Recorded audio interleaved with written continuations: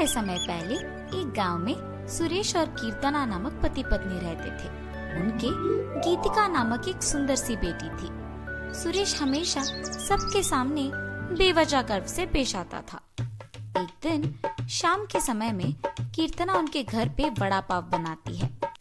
कीर्तना, तुम्हारे हाथ का ये वड़ा पाव सच में बहुत स्वादिष्ट है। और इतने में उनके घर सुरेश के रिश्तेदार आते हैं। अरे सही समय पे आए हैं, मेरी बीवी अभी अभी गर्मा गर्म वड़ा पाव बना रही है, बहुत स्वादिष्ट है। कीर्तना, जरा मेरे रिश्तेदारों के लिए भी वड़ा पाव बना के ले आना। जी अभी लाई। ये कह के गर्मा गर्म वड़ा पाव बना के वहां लाती है और उनके रिश्तेदारों को परोसती है। उनके रिश्तेदार उसे खाने के बाद कहते हैं, सुरेश, तुमने ठीक कहा, हम वाकई ही सही समय में आए हैं, वरना इतने स्वादिष्ट वड़ा पाव हम नहीं खा पाते। मेरी बीवी जब भी वड़ा पाव बनाती है ऐसे ही एकदम स्वादिष्ट वाले ही बनाती है, इसीलिए जितने भी बार बनाती है मैं उन्हें उतने ही प्यार से खाता हूँ। हाँ, बात तो सही है, इतने स्वादिष्ट वड़ा पाव तो कोई आसानी से नहीं बना सकता। अगर तुम्हारी बीवी ने दुकान लगाया तो लोग खरीद के खाएंगे ने। हाँ नरेश, अगर मैं इतना स्वादिष्ट वड़ा पाव बनाती तो पक्का दुकान लगा देती। अगर मैं अपनी बीवी के साथ एक वड़ा पाव का दुकान शुरू करूंगा तो सभी वही आके खाएंगे और उन्हीं स्वादिष्ट वड़ा पाव के बारे में सारा गांव बात करेगा। ये एक अच्छा सोच है। ऐसे ही उसके रिश्तेदारों के जाने के बाद भी उसी विचार के बारे में सोचते रहता है। तब कीर्तना को नजर आता है कि उसके पति किसी सोच में पड़े हैं। उनके पास जाकर कहती है, क्या हुआ जी, किस चीज के बारे में इतना सोच रहे हैं आप? कीर्तना, तुमने तो सुना है ना कि मेरे रिश्तेदारों ने क्या कहा, हम हमारे घर के सामने ही एक वड़ा पाव का दुकान लगाएंगे। तब मेरे रिश्तेदारों के ही तरह इस गांव के सारे लोग उसी के बारे में बात करेंगे। ठीक है, आपके विचार के अनुसार ही हम वड़ा पाव बना के बेचेंगे, लेकिन आपको अब से ऐसे बेवजह गर्व की बातें करना बंद करना पड़ेगा। अगर आप इसी बात को मानकर अपने बर्ताव को बदलने का वचन देंगे तो ही हम ये व्यापार शुरू करेंगे। हाँ, अब अगर मैं अपनी बीवी की बातों को नहीं मानूंगा तो वो शायद व्यापार शुरू करने के लिए नहीं मानेगी, और मैं ख्यालों के अनुसार और मेरे ख्यालों के अनुसार कुछ नहीं होगा। ठीक है कीर्तना, तुम्हारी इच्छा के ही अनुसार मैं अपना बर्ताव बदलूंगा। हम कल से ही वड़ा पाव बना के बेचेंगे। और ऐसे ही वो बाहर जाकर वड़ा पाव की तैयारी के लिए जरूरी सामग्री लेकर आता है। और अगले दिन नरेश उनका दुकान शुरू करके उसकी बीवी को वड़ा पाव बनाने के लिए कहता है। कीर्तना उसके पति के बातों के अनुसार ही वड़ा पाव बनाना शुरू करती है। स्वादिष्ट और गर्मा गर्म वड़ा पाव, आइए बाबू आइए। ऐसे जोर जोर से चिल्लाने के कारण उस तरफ जाते हुए सारे लोग आकर्षित होकर उसके दुकान आते हैं और वड़ा पाव लेके उन्हें खाने लगते हैं।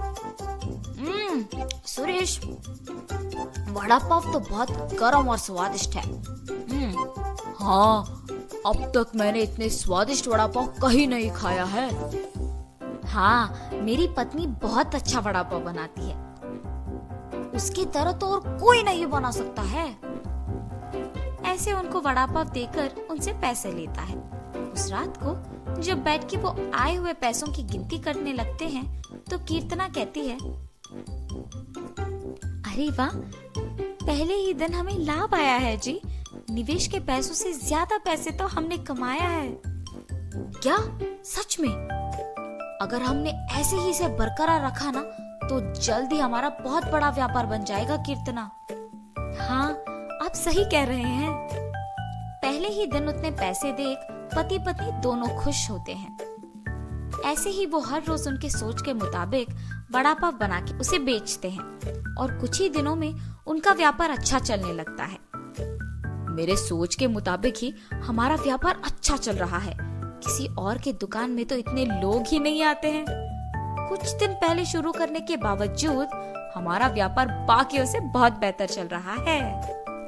और हमेशा की तरह सुरेश वापस बेवजह के गर्व में डूब जाता है और बाकियों को भी वही बातें सुनाते रहता है।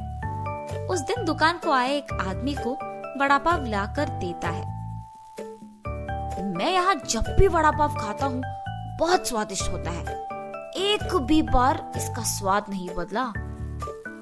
हाँ, आपने सही कहा, मेरी बीवी बहुत अच्छा वड़ा पाव बनाती है। नया व्यापार होने के बावजूद बाकियों से हमारा बहुत अच्छा चल रहा है। हाँ। ऐसे ही वहाँ मौजूद सभी से बात करता है और ऐसे ही बात करते हुए वो उन लोगों से पैसे लेना भूल जाता है।